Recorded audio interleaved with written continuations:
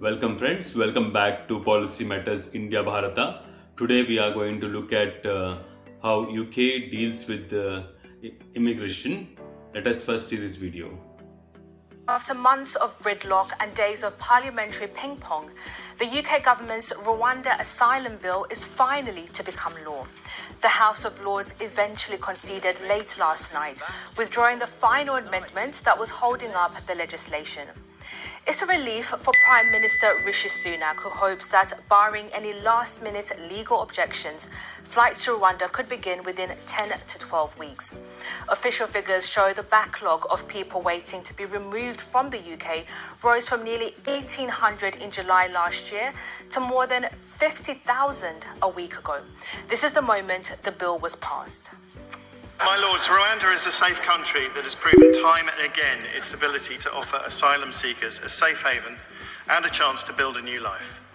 Rwanda has a strong history of providing protection to those that need it and currently hosts over 135,000 refugees and asylum seekers who have found safety and sanctuary there.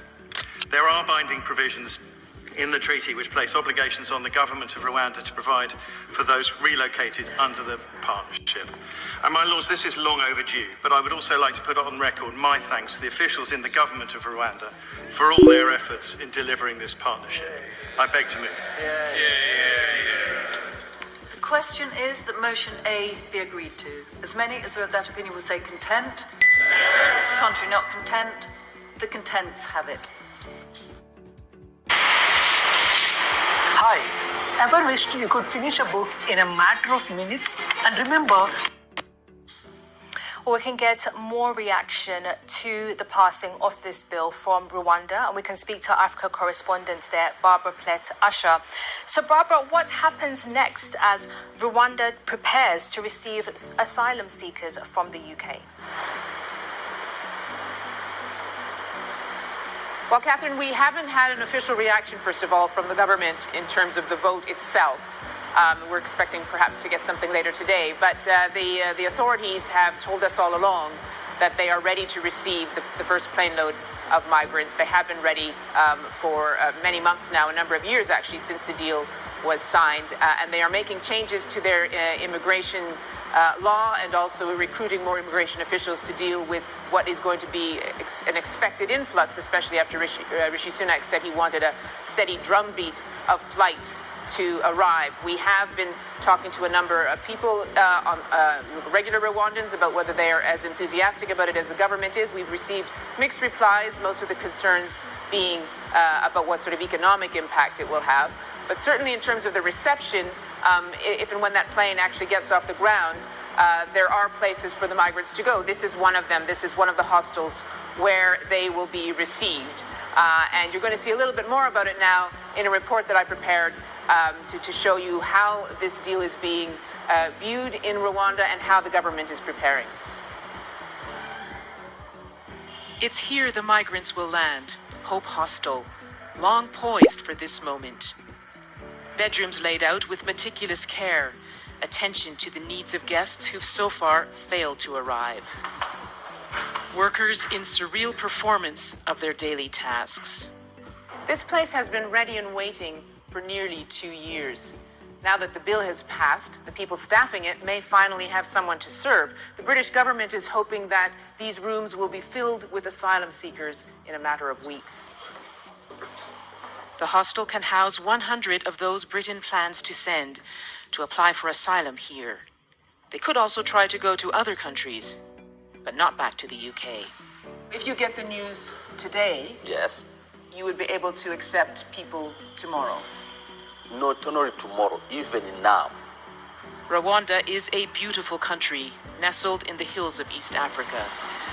The streets are tidy, safe from crime. There is order. Rwanda works, that's the motto. Some here welcome the idea of the new migrants. I think it will be good economically for the nation, considering that there is nothing that is better than human capital. This man didn't want to identify himself because he's against the deal. where are you going to find the jobs for these people? We ourselves are like we've graduated, but we've not yet secured jobs. We are out there searching for jobs. The culture of fear runs deep here. There are allegations that dissent is suppressed. Kigali strongly denies this, and its parliament passed a law to address the concerns of Britain's Supreme Court to strengthen protections for asylum seekers. If they want to hold a protest, can they do it? Our national laws are very clear about the right to protest. It is protected under specific circumstances, and and if they do wish to protest peacefully within the confines of the law, they're welcome too. Rwanda has welcomed other migrants, Africans who were stuck in Libya trying to get to Europe.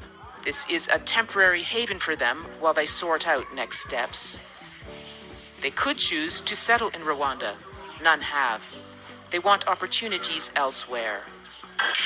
It's all about seeking a better future for those here and those coming. Will Rwanda be a detour, a dead end, or a new home? And Barbara is still on the line with us from Kigali. And as you mentioned there in your package, Barbara, there's still questions as to how safe Rwanda is for migrants. Yes, that's right. That was the whole issue in the UK, wasn't it? I think it really depends on who you ask and what you mean. So Rwanda is a pretty safe place when it comes to levels of crime. There are statistics about that, it's very high on the index of safety when it comes to crime. There is one incident that the Supreme Court mentioned with regards to refugees. This took place in 2018, Catherine, when refugees from the Democratic Republic of Congo protested against a cut in food rations, and the police opened fire and killed 12 of them. Now, the government here says that was an isolated incident. Nothing like that has happened since. Human Rights Watch says perhaps it's more germane to note that no other demonstrations have happened since, and that some of the people who were involved were arrested and jailed. So that is something that I put to the official you saw in the piece, and you heard her response. Then there is the issue of the allegations of suppression of dissent. Those come from many different quarters, including human rights agencies, political opposition activists, and so on. Again, as I mentioned, Kigali denies this, but the UK government does acknowledge there are some restrictions on freedom of movement and freedom of speech and of assembly, but says it's very unlikely that anyone relocated here would be ill-treated. So that's the calculation that they made.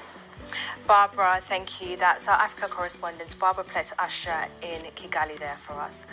Well, for more analysis on this, we can turn to Dr. Joel Grogan, who is a senior researcher at the think tank UK in a Changing Europe. Thank you for joining us on BBC News. So this bill has passed, and the government says it has made plans for flights with asylum seekers to Rwanda. What's your assessment of the government's plans? If you are running a business where you are the one who's managing operations, sales, marketing, finances, we'll see it when it happens. The government is now going to be facing political challenges, practical challenges, and very prominently legal challenges as the Rwanda policy goes ahead. What we're hearing from the government, and in his press conference yesterday from the Prime Minister Rishi Sunak, is that this is really inevitable. And so they're prepared to face down any legal challenges. So is it just not a matter of time until those flights to Rwanda begin? Well, in terms of the legal challenges, what we're likely to see is immediately challenges coming broadly about the legislation itself. That this law breaches some very fundamental principles of UK constitutional law, of international obligations, of human rights. The law itself is very explicit. It says that no decision maker, so no immigration officer, no court, no judge, can make any assessment about Rwanda's safety other than the fact that it is safe. Whereas for courts, and if and when this then will go to the European Court of Human Rights, which does seem inevitable, they'll be looking at the facts of the case. They'll look at Rwanda as it is right now. If on the evidence they find that Rwanda is not a safe country for asylum seekers, And what that means is there's an imminent risk of immediate harm, or they could be sent back to a country where they would face death or torture or other irreparable harm. They will not find it to be a safe country, no matter what the law says. That's going to present a very difficult challenge for the UK, as it will have an international obligation under the European Court of Human Rights not to send someone to a country where it is not safe. That will then become a difficult political question, for example, for the Home Secretary, in addition to any immigration officers or courts, as to whether or not they will follow the law as they are obliged to do, or follow this law as it has just come into being, probably today or tomorrow. Should this policy succeed, and you mentioned the legal challenges that are to come, but should it succeed, could we see other European countries putting in place similar plans? Of course, migration is a key issue across Europe. Success will be very difficult to measure. I know the Prime Minister said yesterday that success will only be measured if all the boats are stopped, which is particularly difficult in a year where we're seeing record numbers arriving. Just to give a little context for that, in the initial plans that were laid out, we heard about 1,000 people over 5 years could be assessed by Rwanda for refugee status and then settled in Rwanda. On ambitious targets, this could be up to about 5,000 people over the course of 5 years. But for small boats arrivals this year, that was 1,000 people in January, and I think as of April, it's more than 5,000. So success will be very difficult to measure. However, in the European context, it's a very different legal situation. As a matter of law, and this is law for the ECHR, it's law domestically here in the UK and also for European countries, it is not unlawful to send someone to a third country to have their asylum claim processed as long as that country is safe. However, in the European Union, there's an additional rule which says that if you are sending someone to a third country, as long as it is safe, but they must also have a personal connection with that country. So we're not likely to see the equivalent of a Rwanda plan in the EU right now. Thank you very much. That's Dr. Joel Grogan, Senior Researcher at the think tank UK in a Changing Europe. Welcome back, friends. Welcome back after having seen a long video. This was a very long video, and we have seen how UK deals with immigration, illegal immigration now. It has the bill has been passed, and according to that, there will be centers in Rwanda for processing all the immigration. And as we look at UK from outside, from India, we see that Europe has its own set of rules when it comes to their own issues, and when it comes to India's issues, they have their different set of rules. Europe and the West, it's all about how a nation tries to safeguard its own identity, its cherished history, its civilization, its ethos, its culture. So if any country is trying to stop people who they think are not coming to the proper channel, so it should not be an issue for anyone. With this, we come to the end of this video. Thank you. See you again.